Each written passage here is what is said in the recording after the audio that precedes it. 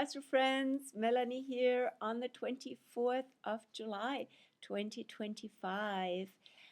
Happy Leo new moon. I almost didn't get to do this video here today since I've been so busy writing the newsletter and of course the Leo new moon article before, then also the article for the day out of time tomorrow, the 25th, and the Mayan New Year of the yellow resonant seed.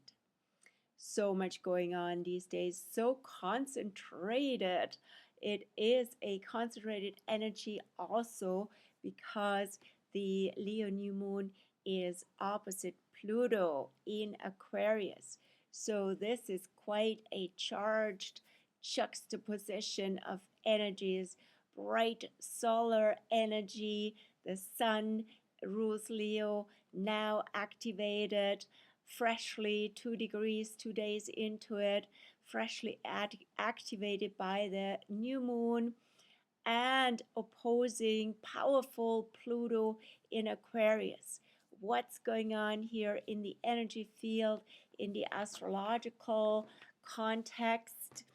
Let's look at the chart. Here it is. So you have here Sun and Moon in early Leo and Mercury retro approaching the Sun, and the connection of Sun and Mercury will be on the 31st of July. That happens 3 times a year. Mercury retro Sun halfway through the Mercury retro phase. That's called the Day of Enlightening Insights. Yes, insights, enlightening through the Sun, paradigm shifts from having so much on our minds, having our minds so full, and having the mind in the driver's seat. You see so much going on in the news cycle, and we have to intentionally get space from that and retreat, Mercury retro, retreat from all the drama, from all the theater. There's so much show going on. Show must go on in that arena, and to become mindful instead, to notice what the mind is doing, to be guided by the heart, by consciousness, by spirit, and having mind being the servant to this, not always the mind being in charge in our information society and all these things. Short attention spans, ADDs, all this is like collective, as if collectively Mercury was constantly retro.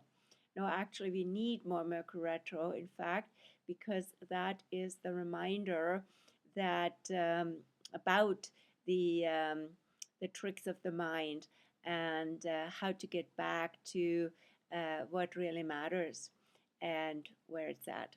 So yes, the new moon and Mercury retro in Leo. That's it. At this point, the strongest concentration of Leo this year, and Venus will go into Leo later when the Sun is already in Virgo. So this is the strongest Leo phase right now, and it is super bright. There is a lot going on here.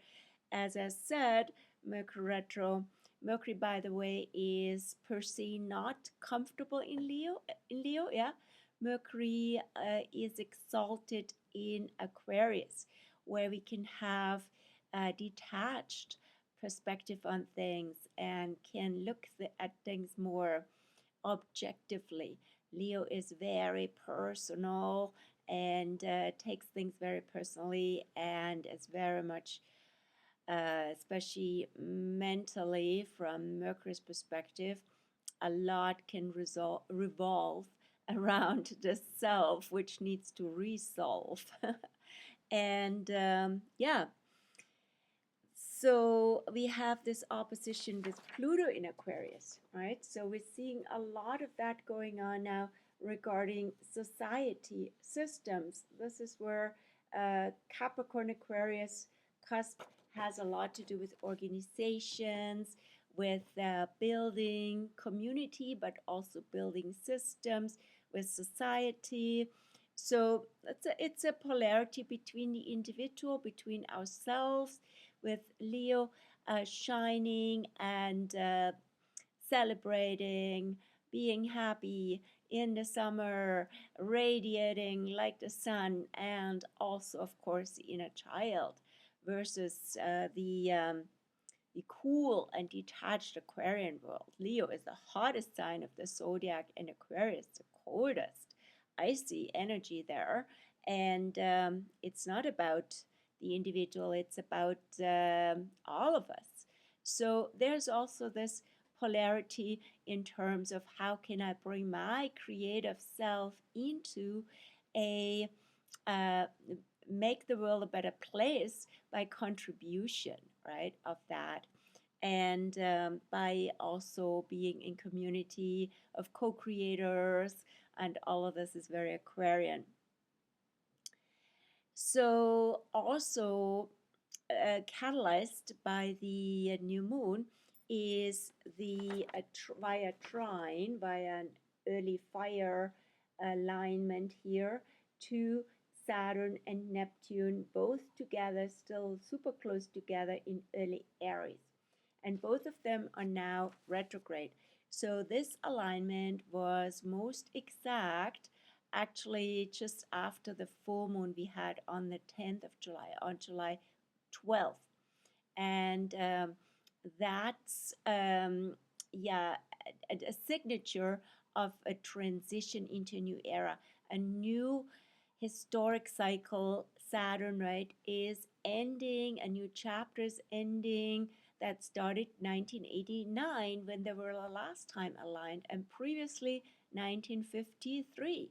So let's look back at history in that context. Like with 1989, of course, what stands out is the wall came down, the socialist communist countries of Eastern Europe collapsed, and in that regard, really historic transition. There was also an alignment in 1918, I believe, of course, the time of the Russian Revolution, 1953. Yeah, what was going on then? Lots of stuff in history. I have written an article about it. At this point, I'm blanking because my mind has been so full today with all the writing, but you can read it up. So my sense is also there is a certain vibe with the Saturn Neptune connection of collectivism from a Neptune perspective, even socialism, communism, as I said, right? So, but this one is really a brand new chapter, also because it's on the first degrees of Aries. The exact alignment, actually on February 20th next year, will be at 1 degrees of Aries. And that hasn't happened for Saturn Neptune, as far as I have researched, not in the last 2,000 years. There have been a few alignments in Aries for them, but never the first degree. So another significant factor to show us we're really shifting into something brand new. And yeah, we are also having at this point with the Leo new moon, Uranus, the ruler of Aquarius, where Pluto is now, is relatively freshly in Gemini and aligned as a sextile here, also a pretty exact alignment to the new moon. So this early Gemini activation by Uranus is a lot about informations ruled by Mercury again. So there's the inner link to Mercury retro also. So we're having some explosive surprise, shocks, paradigm shifts that come down the or pop up and out from the news and media world, and we can learn while really our minds are blown basically with Uranus in Gemini. Of course, it has to do a lot with artificial learning also and AI. And yeah, read up my article for the Leo new moon, and then let's move over to the next uh, next big theme this weekend, which will be tomorrow, the 25th, the day out of time in the Mayan solar calendar. There's various Mayan calendars, right? Also the long count calendar, the 29-day calendar. There's many of them, but the one I like to feature is the one that is aligned also with the Gregorian calendar, because we can determine the date, right? So we're having the 25th of July being the day out of time, the 26th being the day when the Mayan New Year starts. And that was changed from being aligned with the appearance, with the rising of Sirius, the brightest star in our solar system, in our star system, and the brightest star in our night sky. In fact, Sirius is rising before the sun around 8:8, which is also known as the Lion's Gate. And that itself is also an interesting transition. We're not quite there yet, but we're now already in the so-called dog days of summer.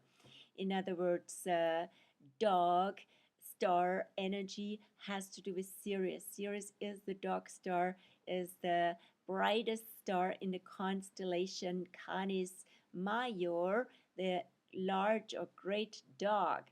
So the dog days of summer, of course, are from July till mid-August, and the actual rising of Sirius is pretty, yeah, towards the end of that, towards the 8th of August.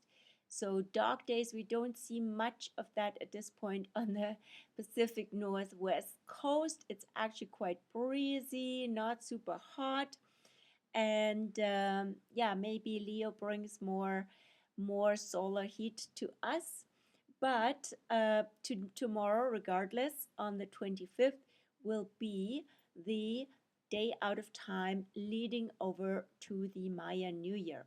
Day out of time is an interesting concept. It's sort of a timeless interval where the old Mayan year is ending today, the 24th, and the 25th is a transition day. It's a void day, so to say, before the new year starts.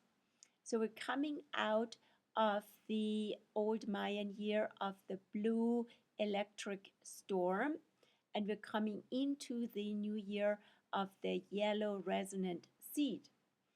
Yellow resonant seed, we're planting golden seeds of love with the Leo new moon. And check out my article. I copied. It's not my writing. This is a lot of excellent writing for the Mayan New Year. The description of the yellow resonant seed on that article, but I love to feature it, and I find it super valuable. Definitely worth revisiting several times. Yeah, in at the onset of the Mayan New Year and throughout it. So yes, Mayan New Year on the 26th. What else is going on in the planetary world this coming week?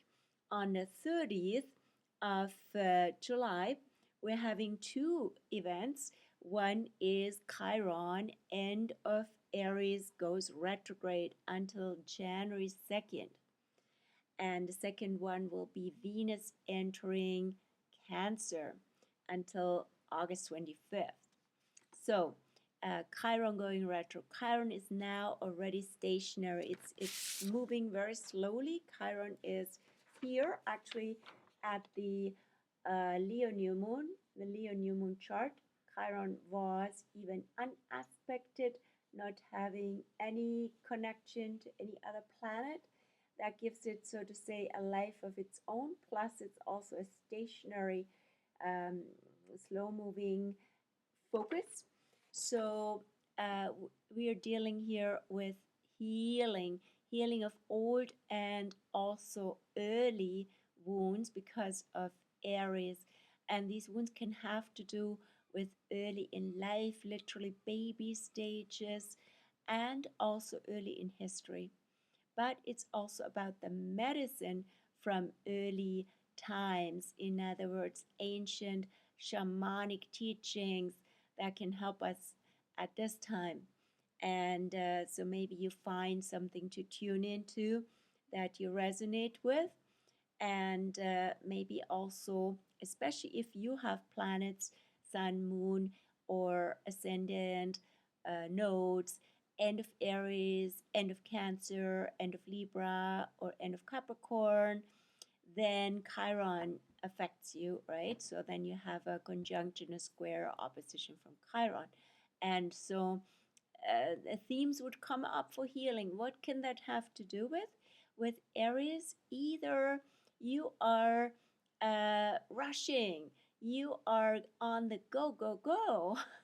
It's end of Aries has a Sag undertone also, right? So you're too much. You're all over the place, and this is just you need to calm down and slow down and not be in this rat race, in this crazy, um, yeah, competitive world also, right? And not being at war with yourself, not pushing yourself so much. And also, on the other hand, you might be too shy, holding back, not being courageous, not really stepping into the new, and not and really could you might use maybe you could use that way. Maybe you could use some courage, right?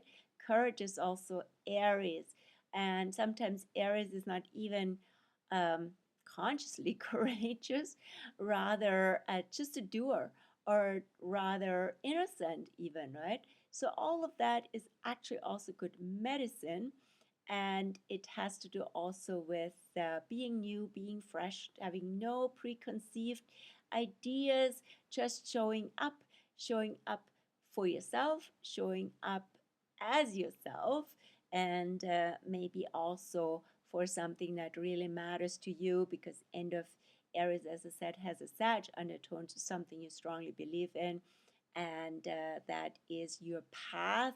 So, yeah, go for it. Then, yes, so this is Chiron going retrograde. What does that mean? So, we might have to revisit old um, patterns regarding these wounds, regarding these, yeah, sides of us that sometimes we even shy away from. We don't want to look at them. They're awkward. We don't want the world to see them, but in fact, they have so much to teach um, for us, right? And yeah, and then also, as I said, Venus goes into Cancer, more water element again. We have already Jupiter in Cancer. Venus will eventually in August meet Jupiter. When will that be? I believe it's on August 11th. So be beautiful. In the morning, I believe we can see Venus and Jupiter together. Did you see Venus? Did you see the moon and Venus? That was amazing. Both in Gemini this week, and they woke me up in the early dawn hours. I'm like, wow, this is amazing. This is so beautiful. So Venus will enter Cancer. This is where it's all about loving care, compassion, gentleness, and maybe also turning our attention, our love to family, to home, to children, to anything that gives us comfort, that gives us safety, and that is sweet, Maybe also memories from the past come back together with Mercury retrograde and so on. I'll write an article about Venus in Cancer, of course. Now let's take a look at the moon this week, but I also want to say we're in the first 10 degrees of Leo. So that's July 22nd until 31st, the last 10 days of July. And that has an Aries undertone. So it's all about creative fireworks, sparks. And that's also what the Leo new moon brings out. However, the Leo new moon has also very interesting Sabian symbol. Check it out on my article. I'm not going into that. That's a whole other rabbit hole. So, yeah, let's go to the moon this week. Of course, we have the new moon now, and the moon will be in Leo until Saturday at 7. Okay, I need some light here for that, or I need a magnifier. That could work as well. So the moon will be in Leo until 1:55 p.m. on Saturday. So we're having this Leo new moon energy now. We can ride that tomorrow, the 25th, all about joy, maybe extra boost of energy, confidence, creativity, and then the moon goes into Virgo. So this is also where we need to maybe household with our energy, maybe overextended ourselves, and also become self-aware in terms of, yeah, what works for me, what is healthy, what is functional. Maybe I've gone overboard and things have gone a bit dysfunctional here, and I need to take care of my health, of the household, of certain jobs need to be attended to. But Virgo moon can be very diligent and very productive. So that's good energy for that, especially also since the moon will meet Mars. And that will be towards actually only on Monday, because Mars is already towards the end of Virgo and will go into Libra on the 6th of August. So, but we'll have a Leo Virgo moon weekend, and yeah, so 27th Sunday is Virgo moon. Things are simpler. Moon sextile Jupiter in Cancer. This is excellent energy actually for doing any work, repair work, especially also with Mercury retro on the house, doing anything that makes your home a more beautiful, more inviting place, and for family, for guests, and all that. And yeah, and then the moon will connect with Mars, but also connect with the south node on the 28th. So the south node currently in Virgo shows us how we can, be too much on the Virgo side, on the shadow side of Virgo, in other words, too critical, too self-critical, too self uh, imperfection constantly, right? So I call it the selective perception of the imperfection. That's very Virgo. And so that's not so much fun, and our energy gets drained by that. So keep an eye on that. Best to also integrate and balance it with the antidote of Pisces, which is all about relaxation, good vibes, and fill up your cup and be yeah, blessings, right, rather than problems. Blessing yourself, blessing the world, feeling blessed. Raise your vibration, be with the music, and go with the flow, and enjoy life. Right? Then we have the moon entering Libra on in the evening of Monday the 28th. Let me again go to exact minute here, 10:43 p.m. All my times are Pacific, by the way.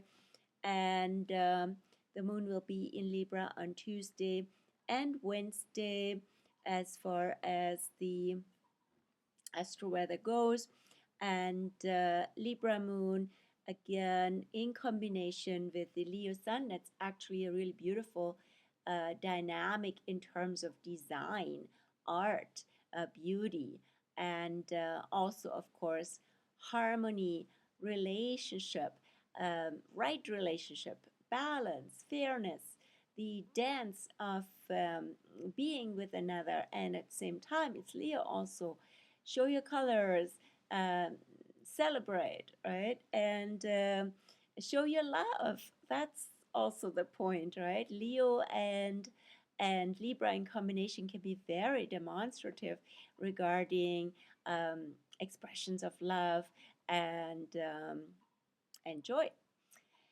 So this is it for the Astro video weather of the week. I wish you a beautiful week fueled by the Leo new moon, and hope to see you out there in community in the Victoria world, or otherwise you'll find me again here on this channel.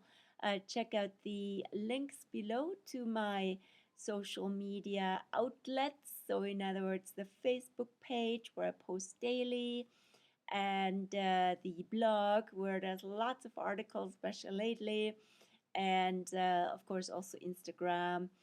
So wishing you a beautiful week, wonderful weekend, celebrate, be in the joy, be in the love, and happy Leo new moon. Ciao.